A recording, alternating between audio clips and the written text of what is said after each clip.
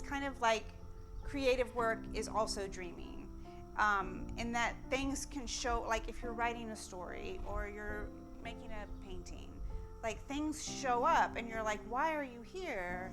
And you know, you do it, you write the story, you do the painting, whatever, and then it just kind of is like an explosion in your inner world. Not an explosion, it's like a deep connection outside of yourself. It feels like synchronicity. Sometimes it really is synchronicity. I had done a pastel of the first snow scene. I had been up in my forest and I was like, this is so beautiful. I went down to the studio and did it right away, and I was like, it's missing something. It needs something. It needs like an animal or something in this scene. And then I was like, I'm not gonna just like stick one in there. I'm gonna wait and I'm gonna see if I'm gonna ask the forest, like what belongs in this scene. And a couple of days later, I saw a fox on my way home, and not only did the fox and I like meet on the road, but the fox actually ran in front of my car over a bridge. And I just felt like that was so incredibly symbolic, but I was also like, okay, that's one fox, you know, like just waiting. And so then I saw another fox, and so I put a fox in the painting. Hello everyone, and welcome to episode 130 of Toward a Better Life.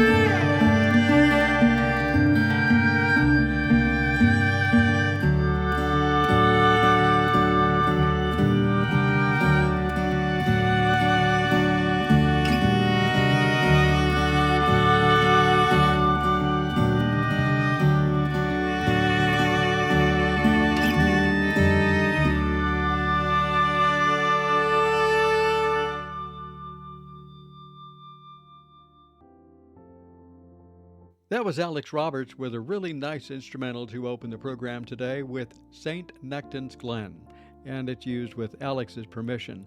You can connect with Alex, just check out the show notes for more information there, for his link and so forth. Toward a Better Life podcast features like-minded people sharing their stories, ideas, and activities on what we can do to generate a better life individually and collectively, with the hopes and the anticipation of passing it on to the generations to come to create that better life, that better world. In today's world, there truly is a need to seek balance, harmony, compassion, kindness on so many levels, personally, culturally, spiritually, to name a few, but it all begins with each one of us acting individually. It's, like working from the microcosm to the effects toward macrocosm. And it's so important. And that's what I like to share on this podcast from around the world, seeking others of the same spirit, heart, and mind. It's like a platform, a school, a venue to begin and continue that journey to wholeness and harmony for ourselves and the world around us. I also offer the opportunity to share your prose, music, poetry, storytelling on the show. Just write to me, Kevin@towardaBetterLife.com. Please do subscribe to the program if you haven't done so already through your favorite podcast platform, and keep following for weekly magical insights into earth-based spirituality, self-development, and self-care. Also, remember to support the program by leaving a review on Apple or Spotify podcasts. It only takes a minute, and it just really helps to promote the program. I've got some really exciting news for you folks today. Please do visit my updated website, towardaBetterLife.com. I've made some changes there, and, well, I'm going to continue to do so. I've added a few services like Reiki, past life regression work, hypnotherapy, and a couple of other things. Just check it out.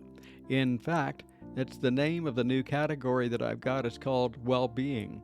I'm also adding more products to the website as well. As always, you can contact me through the website to learn more about your own free discovery call to help you on your journey.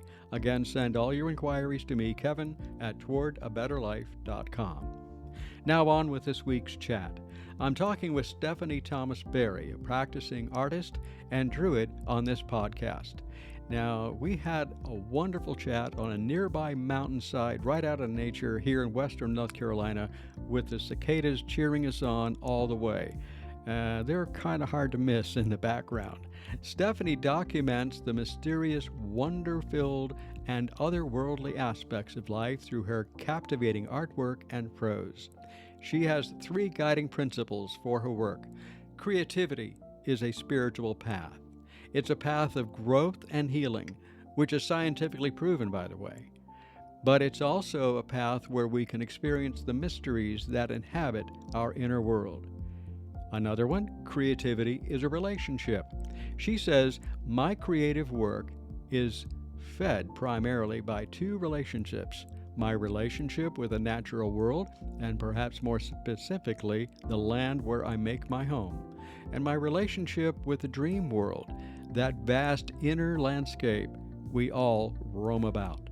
And thirdly, creativity is community. At its heart, creative work longs to be shared. We are social animals to the core, and creative work gives us the opportunity to share our unique inner worlds with our community. Now, there is a deep joy that comes from that feeling of being seen so deeply and contributing to the communal inner life. Come join in as Stephanie and I discuss the creativity within spirituality. So in this edition of Toward a Better Life, we are out in nature, which is something that I haven't done in a while, in a couple of years, as a matter of fact, and I hope you enjoy it. You might be able to hear some of the cicadas that are here in western North Carolina, and you might hear some birds and stuff, but it's so much nicer this way. And as I already mentioned, Stephanie is with me today, and Stephanie has some wonderful, wonderful stories to share, and she's even going to talk a little bit about she's got a poem that she's going to read. But Stephanie, tell us a little bit about you first, and then we'll just kind of move into that. Yes, thank you, Kevin. You're welcome. For this wonderful opportunity, and I'm just delighted to be here on top of this mountain with you. I am an artist and a writer, and I really focus on the inner world, even though I am the bridge between the inner world and the outer world. So how we experience the inner world of anything that we are in relationship with. And my latest body of work really dealt with dream work, and more specifically animals and dreaming.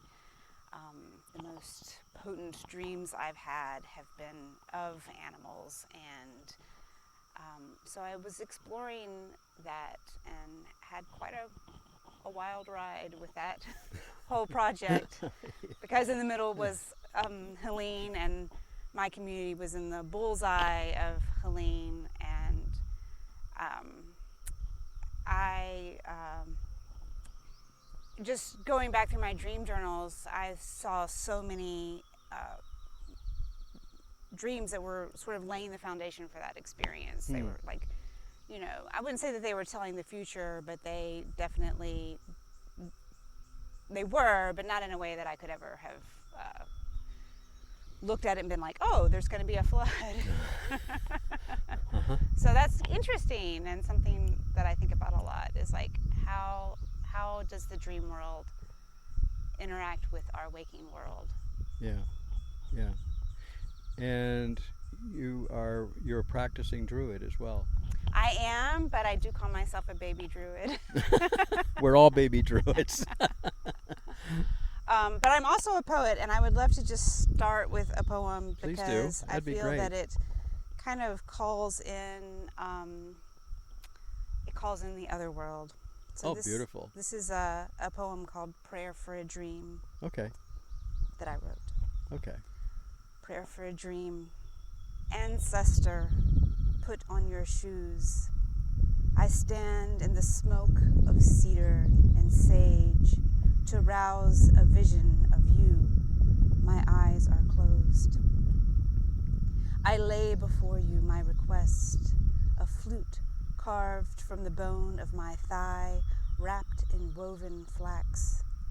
Press it against your heart and walk back the path of my blood, the long line of my grandmothers.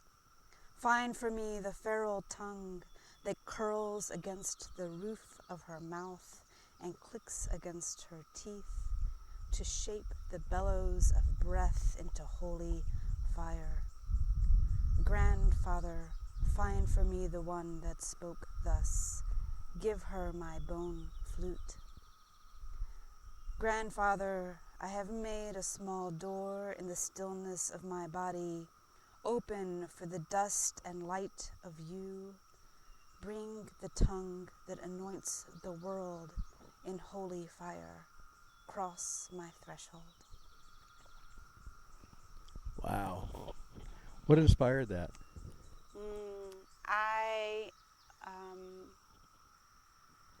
have a long lineage of Catholic ancestors, and I'm sort of like the first in my mother's chain, as far as I can tell, who's broken that tradition.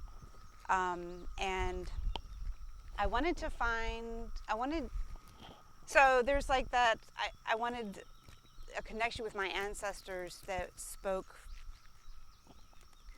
I wanted to find the spiritual connection to my ancestors who were not under the thumb of Christianity. And that's my personal journey. I don't have any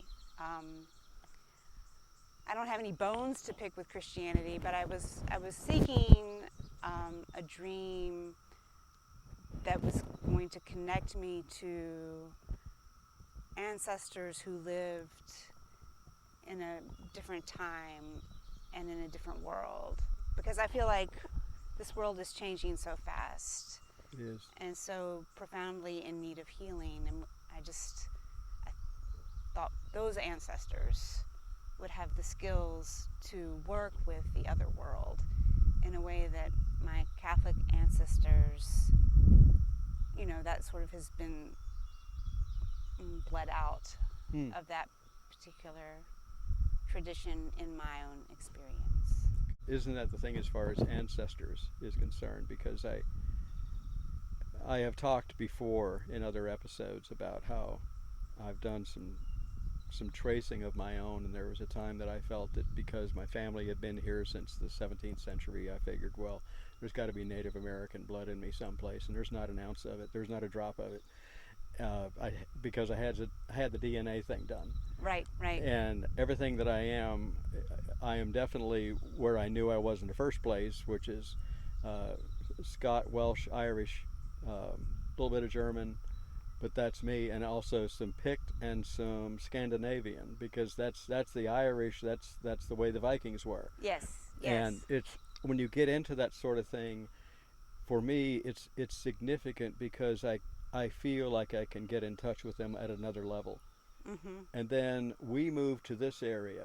Mm-hmm. In this area, when you look at the history of Western North Carolina, and in many areas of the Carolinas, they were settled by the Celts. Mm-hmm. And it's, people have talked about, well, isn't it interesting about how the Cherokee, for an example, of this area, how they got along so well with the Celts. Mm-hmm. Well, if you look at it, both of them had earth-based spirituality. Yes. That was their common thread. Yes. And then you share through the poetry that you've written and the poem that you just had. And what really stuck out to me, Stephanie, was when we went to look at your art at the show that you had in Spruce Pine. And I could see the connection that you did have with the animals and the dream sense that you have. And interestingly enough, a couple of the animals in there were very significant to me, particularly the red-tailed hawk, because that's my medicine bird. Mm-hmm. That and the wolf. Mm-hmm. Not that you had any wolves in that either. Oh, I'm being facetious. Yeah. It's for me, my spiritual journey has been so profoundly affected by dreaming that I really just come to think of dreaming as the way that we drop into a foundational other world. Yeah. And I feel like that being able to access that is, what our ancestors, that's how we evolved. They were able to access the information and the innovation that they needed through dream work and shamanic practices. And that connection is also, that's what connects us with the consciousness of the living world. Sure. And so that's been severed. That's the thing that I was, in that asking for, in that dream, was give me the tongue that speaks to both worlds, the tongue that that knows how to communicate with the living world in a way that we've forgotten. So to make that connection. Yes. I mean, it's been said, in shamanic practices that they talk about shamanic practitioners, shamans, they have a foot in each world. And I can see the parallel for that with Druidry. It's Yes. the same way. We have feet in both worlds. Yes. When we practice the idea of doing, some might call it deep meditation, might call it journey work or what have you. Give it whatever name you want. But when you go into that really deep, deep dream state and you connect with the other world, you kind of think while you're there, is this the reality? Or is what you and I are experiencing right now on a bench at 3,000 feet, Yeah. is that reality? Or really, are they both realities with different perceptions? Yes. I was thinking on the drive here about how, they're so different, and we've lost the skill set to really understand, like, a dream can be such a riddle, right? And so I was wondering in my mind, I was like, well, is it that this dream world, this other world, has such potency that it has to be in a riddle? Like, it's kind of like an initiation in the sense that, like, you have to develop the skill set to be able to understand your own dreams. But the other thing is that, and I mean, dream work is so foundational to my journey, and I think that the other thing is that we don't dream together anymore, as a people, and that is also such a critical aspect of dream work, because your consciousness can mirror back to my consciousness things that I wouldn't see, because we have such tremendous blind spots when I'm trying to understand a dream. Or we could dream about a problem together and bring our dreams together and have, this collective understanding of what we needed to do. And oftentimes that collective understanding is quite profound for one or both during the course of that. Yeah. And my brain just went over to a practice that you might be familiar with in shamanic work. They talk about it as soul retrieval. And in part of the process of soul retrieval, you have the two people that want to do this, and they typically lie down on the floor or the ground, what have you, on a blanket just because it's comfortable. But one of the points is that you make certain, as the practitioner, that you are touching at the shoulder, the arm, the thigh, and the foot. Those 4 places. And I mean, if one of those places, breaks free, it doesn't mean the whole thing's going to end. But it's interesting that when you make that physical connection, when you're in that deeper state, how each of you can participate in the same, I'm going to use the term, dream. Mm-hmm. Mm-hmm. Have you ever experienced that? I have not experienced It's that. phenomenal. Let me tell you. Yeah. It is. It will blow you away. Yeah. When you have someone beside you, and you're talking about something, and you say, "Wow, did you see that? Did you see that dog in the road?" Right. Yes, I see it now. Yes, and you it would tell not me just about be it? like a dog in the road. Like the dog in the road has like so much potency. Yeah. Yeah. Yeah. And that's actually reminiscent of an individual I did the work with. Yeah. There was a dog in the road, and it's a whole other story. But I described the dog for him. I had never seen that dog, and it was a dog that was around when he was like 9 years old. Mm-hmm. And it was a traumatic experience. Won't go into the detail of it, but I was able to describe that because I said, I want you to hold off on describing it just to make sure we're on the same wavelength. I described the dog to a T. Wow. And he says, "Yeah, that's my dog." Yeah.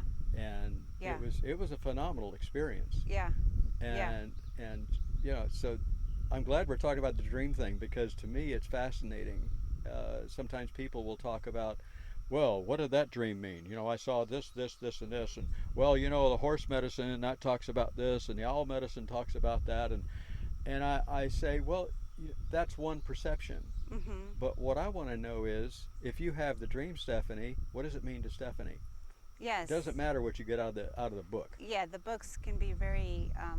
We want so much to really like hold the dream and grasp it and put it in a book and contain it, but a dream is a feral thing, and it you have to let it be free and live in your consciousness, like the deer that walks through the yard, your backyard at night. Like you don't, like you might see her here or there, and she's there, but you're not going to say, "I know that deer." How can you really know that deer?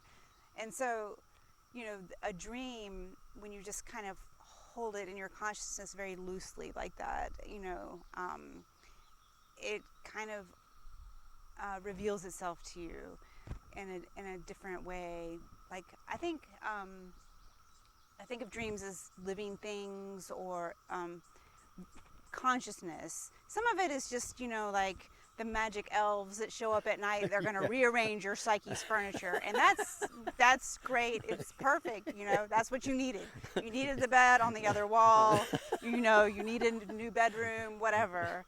It's what your psyche needed. But sometimes the doors open, and when the animals come in, I think is when your other consciousness, a different way of knowing the world and perceiving the world, has come into your psyche, into your consciousness. And whether it's a nightmare or a beautiful dream or just kind of like a puzzle, right? There's a gift there. And maybe your logical mind is never going to really know what it is, but your whole-bodied consciousness is processing that and holding that energy. That's my take on it. What makes a dream profound for me when I have these, and we'll stay on the thought of animals, is when you have a dream about a particular animal that comes to you in that dream, and then within the next day or two, that same animal appears. Yeah. And typically, people will say, well, what do you do when you have an animal like that comes close to you or tries to make contact with you or what have you? I said, well, for one thing, it's a very simple thing of saying hello to it. And the simplest thing for me when I talk about this sort of thing is, what message do you have for me? Yes. What message do you have for me? Yeah. Yeah. And then shut up. Yeah. Yeah. Yeah. And sometimes, we might think we missed that moment, but you can always go back in your imagination and relive that moment and connect with that animal. Because I feel like the imagination and dream work are these thresholds for the other world to really come through us. Well, that other world, Stephanie, there is no time or space. Exactly. So we can reconnect with that animal at the spirit level. Exactly. And then they can tell us, well, Yes. the reason I showed up is that you needed to understand that you are loved and you are cared for. Yes. Because right now that's what you need to know. Yes. Yes. And then the waterworks start. Yeah. Yeah. Yeah. Yeah. Because you say, wow, how do they know? Yeah. It's because that's their medicine and that's their connection with you, so honor it. Mhm. Yeah. I had a I don't know what it is about hornets, but hornets and I get along, and everyone, you can't see it, but my arms are stretched out. They get along about like this. and I just said, I just don't get along with hornets. And about a week and a half ago, I had a yellow hornet outside the door, the screen door at our house, just hanging there and buzzing. Wow. It was like 5 or 10 minutes just hanging there, just buzzing away, and I'm going, what? Yeah. Yeah. And even to right now, I don't have the answer for that, but I think it was part of it. Okay, I just got the impression that I'm trying to help you understand that we're not all mean. Yeah. Yeah. Yeah. Because when I went out, I opened the door, I put my hand up close to it, it was kind of there, and then it flew off. It didn't attack me, because how often have you ever had, like the paper wasps? Right. To me, they're about their most obnoxious, mean, hateful thing that there is out there. But but they're saying, you need to chill, dude. Yeah. Yeah. We're okay. Yeah. You just need to lighten up. Yeah. So, well, with your dream work, have you ever done dream work with people outside of yourself? Yeah, I've done some dream workshops. And have done it that way. When I was early on in my relationship with my husband, we did some dream work together. But it's interesting. I've kind of like, I've not found. I need like a dream tribe, I think. Oh. Well. And that hasn't happened yet, so Okay. maybe it'll happen now. I was just going to say, we have the beginnings of it. We're here underneath the trees. But I wanted to go back because there's this thing too. Like, I feel like I've had this experience. It's kind of like creative work is also dreaming, in that things can show. Like if you're writing a story or you're making a painting. Like things show up and you're like, why are you here? And you write the story, you do the painting, whatever, and then it just kind of is like an explosion in your inner world. Not an explosion, it's like a deep connection outside of yourself into the inner world. I'm not explaining myself very well, but You're doing fine. There's a word for that, and I can't think of it right now either.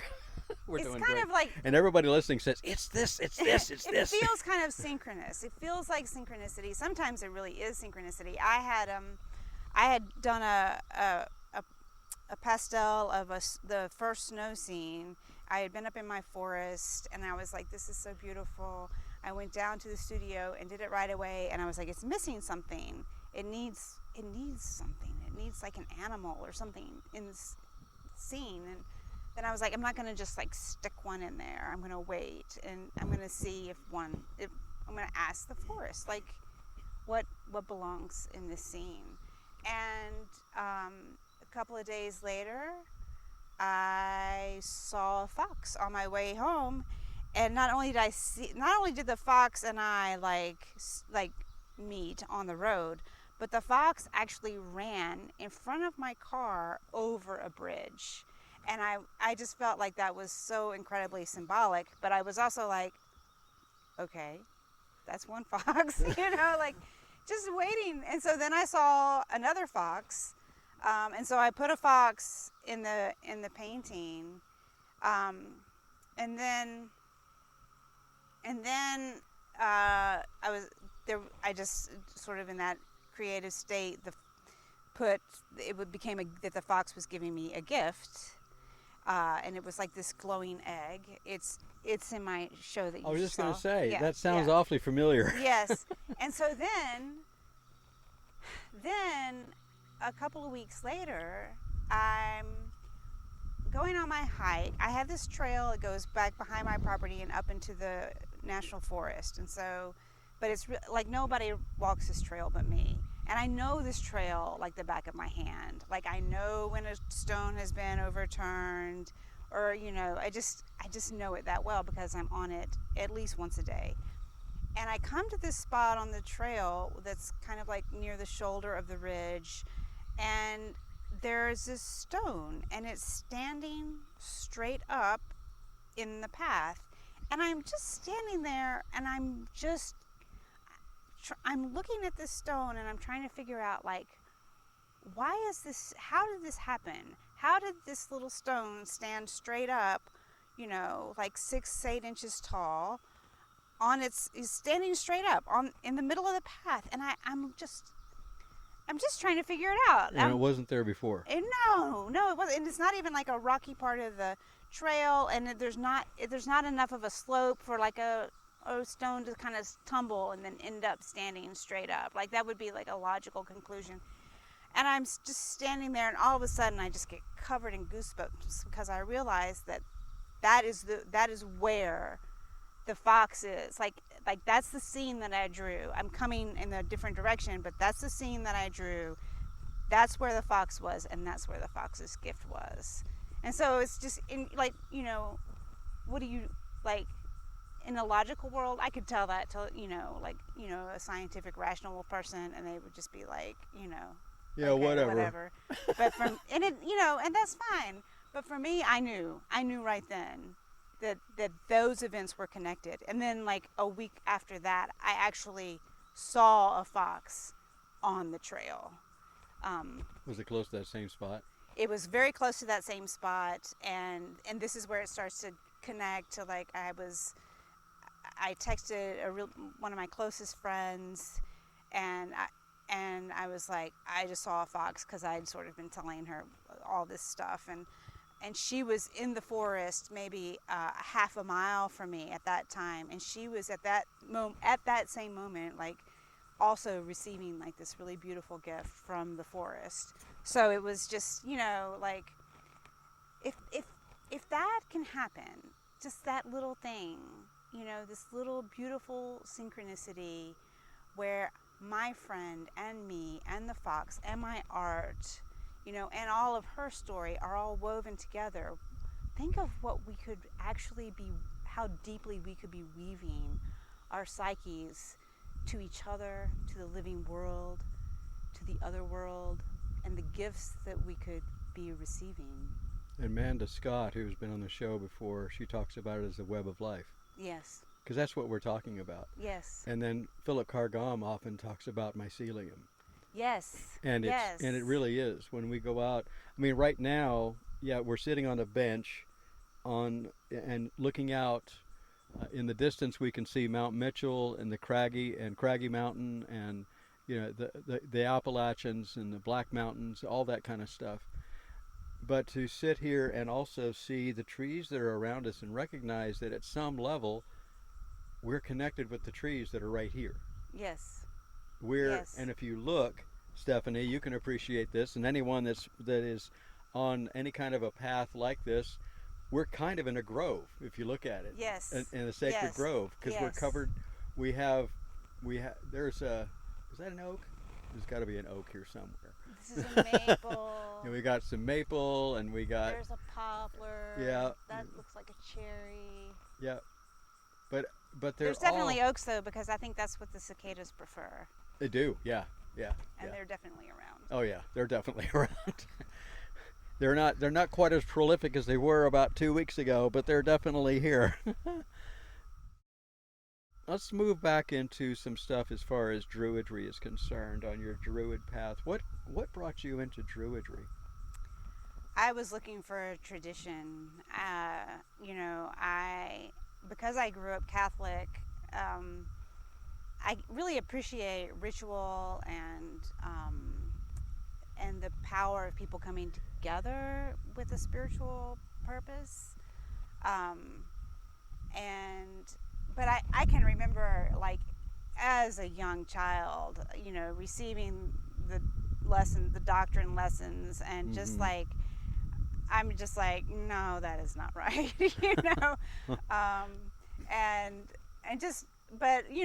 never like, never announcing that, like, that would have. No, of course not. You don't want to stir that up. So I was, deeply spiritual and recognizing the beauty of tradition, but also like there's no tradition that really could hold me.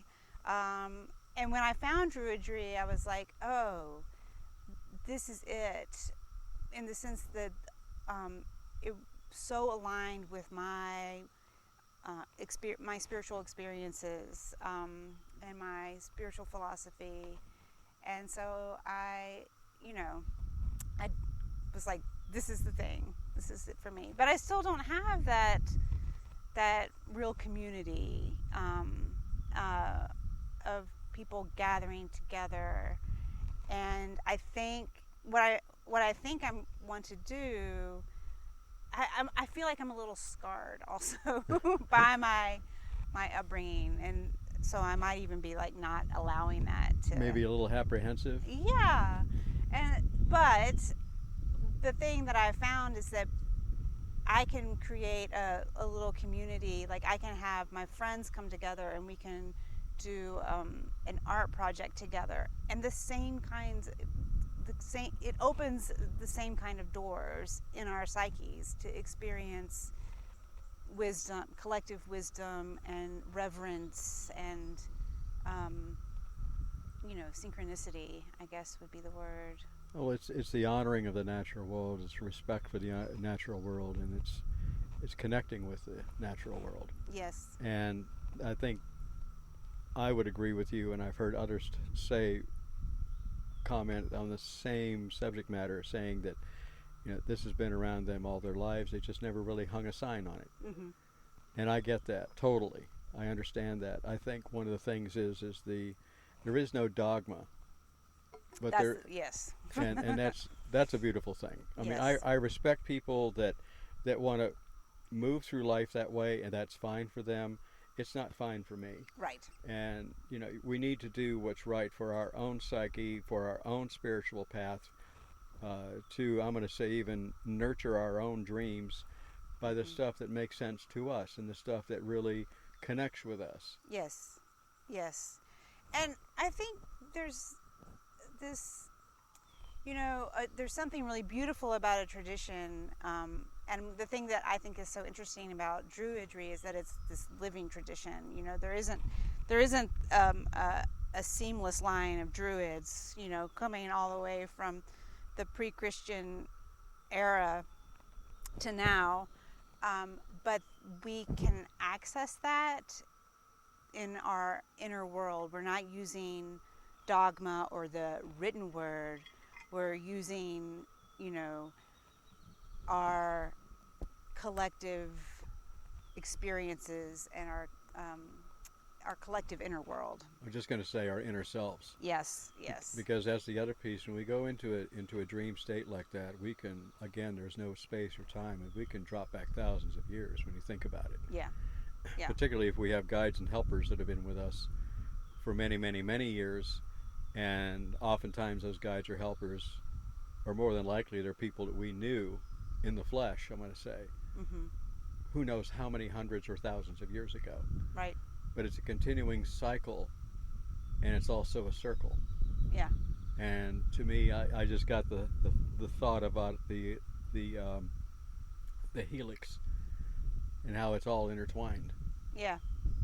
I heard somebody recently, they were talking about when you sit up and you look at the planetary arrangement, and if you really look at it in motion, and I think computer generation has done that with the planets as they're circling the sun as it's moving through the universe at 1 million miles an hour. Right. And then when you look at it, it looks like one giant helix. Yeah, I've seen that animation. I was like, I could watch this for hours. Yeah. Straight. Without help. I could just stand there. Wow. Look at the colors. So what brings you joy? Oh, I got a pretty good idea, but yeah, so obviously being in the woods is deeply joyful for me. I also like my relationship with my dogs. My dogs bring me a lot of joy, which is, I feel like the animal world, our animal companions are working with us, on an energetic level in ways that surprise us sometimes that we're not maybe aware of. I took a short course in animal communication from a woman named Sharon Loy, and it was just really delightful, would be one word, but very profound. Mm-hmm. And to be able to connect with the animals and hear what they had to say, hear their perspectives. And often they're more wise than we are, because they're not influenced by media and everything else. It's more of a clear mind. The prefrontal cortex problem. And they're deeply connected to the natural world in a way that we have this illusion that we are separate, and that illusion creates all kinds of problems for us, obviously. Yeah. So because when we do connect with them, I mean, we have you were talking earlier about the deer, and we've got families of deer that we've watched grow, and they're not hundreds of yards away. They're 5-10 feet away from us. We happen to be 16 feet off the ground when we're looking down on them, but they just hang. They just look. Yeah. They don't feel threatened. And sometimes they're just kind of, they look right at you and go, "What are you doing?" I don't know. What are you doing? But that's that communication, isn't it? With the animal world. Yeah. So, what's in the plans in the future for Stephanie? Well, I'm working on building a community with my Substack where we can do these kinds of creative experiments of weaving together our creative work with a collective energy. So maybe, and I think I'll probably launch this in September, but the idea is, like, for a month we might take a particular problem and a collective problem, and then write about it and dream about it and paint about it, and then do like a show and tell kind of thing where we can enter into each other's work and experience, what came through, essentially. So is that something you think we're going to have locally, or do you see any of that as far as virtual, where you would have Zoom meetings and stuff to connect with other people? Or? I definitely want to do this locally, and that was what I was moving towards. But Helene has definitely thrown a wrench into my plans because my studio has been flooded, and I that would be the space that I would host these kinds of events, and I just it's a work in progress at this point. So, but yeah, locally and virtually. Virtually is September. So. Okay, and locally when? Yeah, I'll let you know. I there's so many moving parts with the studio, and just the chaos that Helene brought. My daughter is living in the studio too at this point, and there's all these things that just need to be done and need to happen. Well, I know a while back I had an interview with the guys from the Fellowship of Northern Traditions and how they were involved with rebuilding Hot Springs following Helene, and they're creating a community there. And and we talk about sometimes where we have the virtual stuff, and I've even commented once or twice, I think maybe in our group chats that we do through the Hearth, that when we're together like this, and there's 50, 60, 70 people that are on Zoom, and we are literally from around the world. But Stephanie, it's great, it's exciting, it's really at another level. It's invigorating, but at the same token, I think we do need to maintain local stuff as well. Oh, absolutely. No, it's like within OBOD we talk about seed groups. Yes, Yeah. yes, I agree. There's something. I mean, that's why we're here today. I was like, Kevin, we could do this in person because my internet is really bad. And what that was so funny, everyone, because I mean we're like maybe half an hour apart. And I'm saying, well, we could use Zoom because that's what we always do. No, why don't we just meet up on a mountaintop? Well, there's an idea. Yeah. We're not quite up at the mountain, but it's close. It's lovely. There's this amazing view, and these clouds are gathered on the high mountains over in the east. And so describe this as an artist. So everyone can see it. Yes, in front of us is a little meadow. And there's cicadas flying through the meadow. They're weaving around. There's blue sky. We're surrounded on either side and behind us by forest and this opening of a meadow that sweeps downward. And then you have these layering of green hills, and it goes so far that they turn into the blue of the Blue Ridge Mountains and the white sky on the white clouds on the horizon. There's a breeze. It's lovely. Okay, so where do we stop now? Thank you. It's always because we do this by sound, and we have it this way, and people might be listening to this driving down the highway, but to paint the picture with words, it's a beautiful thing, and that's bardic in itself too. Yes. And that's the poetry that you shared as far as how dreams work with us. But yes. So as we kind of wrap it up a little bit, I kind of mentioned it, but let's be somewhat traditional. What does Stephanie do to create a better life for Stephanie?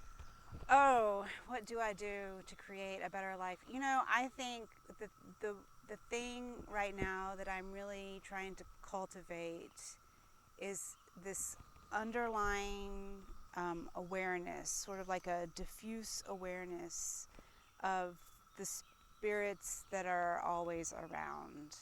And whether that's the spirit and consciousness of the living world around me, or the actual spirits that are with me always and with all of us, just cultivating that as an awareness throughout my day, and into the night.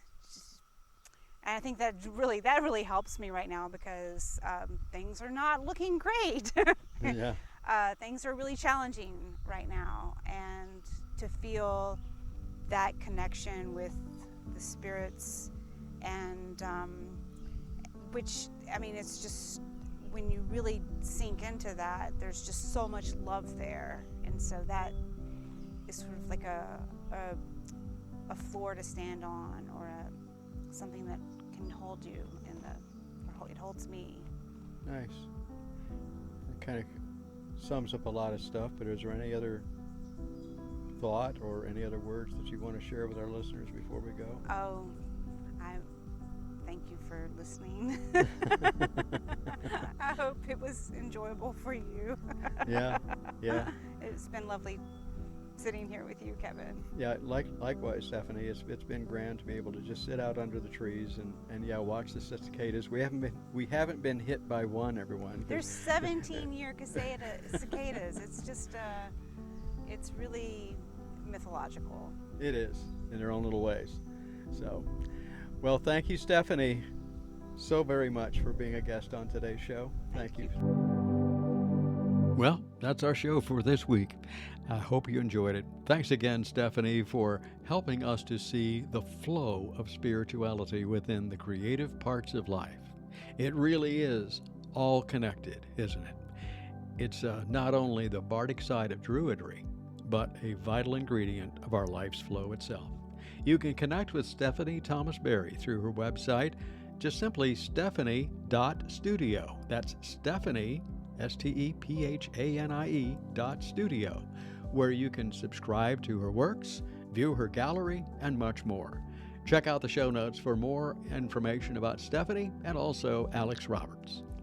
As always, if you're seeking insights and advice on how to create a better life for yourself, and if you'd like to dive into self-care, self-development, distance Reiki, readings, shamanic work, past life regression, and much more, visit my website, towardabetterlife.com, or drop me a line for your free discovery call.